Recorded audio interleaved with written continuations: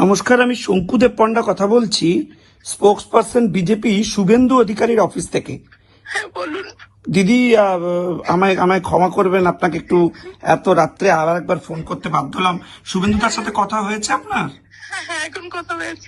আপনি পুরো বিষয়টা জানিয়েছেন? হ্যাঁ জানিয়েছি। আপনি এই মুহূর্তে কোথায় আছেন? আমি শ্রীনগরে যাচ্ছি বডি নিয়ে।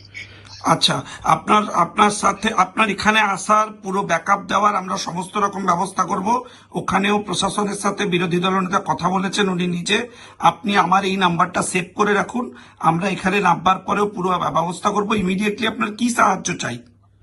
স্যার ইমিডিয়েটলি আমাকে কলকাতা ফিরতে হবে। হ্যাঁ, সেগুলো যা যা অ্যারেঞ্জমেন্ট করার গভর্নমেন্ট লেভেলেও আমরা কথা বলেছি, সেগুলো সমস্ত ব্যবস্থা আমরা করছি এবং কেন্দ্র সরকারের তরফ থেকেও করা হচ্ছে।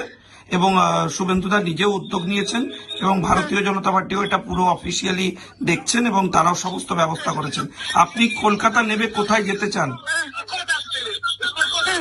হ্যালো, হ্যাঁ স্যার বলুন।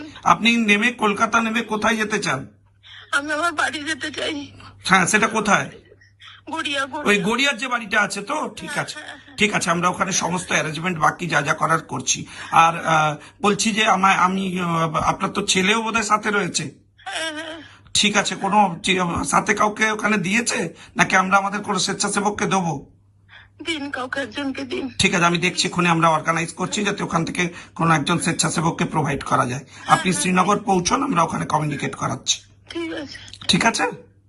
হ্যাঁ, আপনি একটু থাকুন, শক্ত সমর্থ থাকুন। আমরা সবাই রয়েছি, এই অপরাধীদের বিরুদ্ধে আমরা ব্যবস্থা নেবই। এভাবে টার্গেট করে করে সরাসরি হিন্দুদের আক্রমণ করা এ মানা যাবে না। আপনাকে জিজ্ঞেস করলো সে হিন্দু কিনা? যারা যারা মুসলিম তারা সরে যান, কালমা পড়ুন, কালমা বলুন, আর মেরে দিল। বললো যারা হিন্দু তারা আলাদা হন, যারা মুসলিম তারা কালমা পড়ুন, সরে যান, বাকি হিন্দুদের অ্যাটাক করে মেরে দিল। যাদের কপালে সিঁদুর দেখেছে মেরে দিল। ইস, যাদের কপালে সিঁদুর দেখেছে। ইস।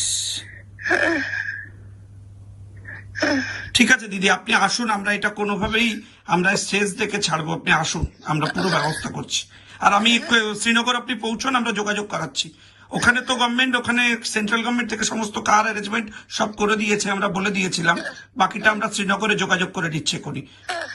আমাদের বিরোধী দলনেতা পুরো ব্যাপারটা দেখছেন, আমরা এক্ষুনি অর্গানাইজ করছি এটা। ঠিক আছে। ওকে ওকে। সন্ত্রাসবাদীদের কোনো ধর্ম হয় না, কিন্তু সন্ত্রাসের শিকার যারা হলো তাদের ধর্ম দেখেই খুন করলো সন্ত্রাসবাদীরা। বেছে বেছে হিন্দুকে খুন করলো তারা।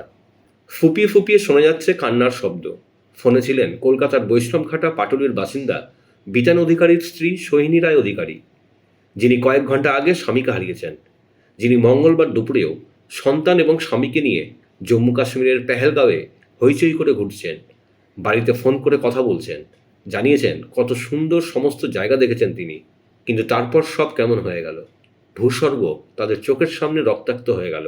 সোহিনী চোখের সামনে দেখলেন কিভাবে জঙ্গিরা গুলি করে মেরে ফেলল তার স্বামীকে হিন্দু হওয়ার অপরাধে।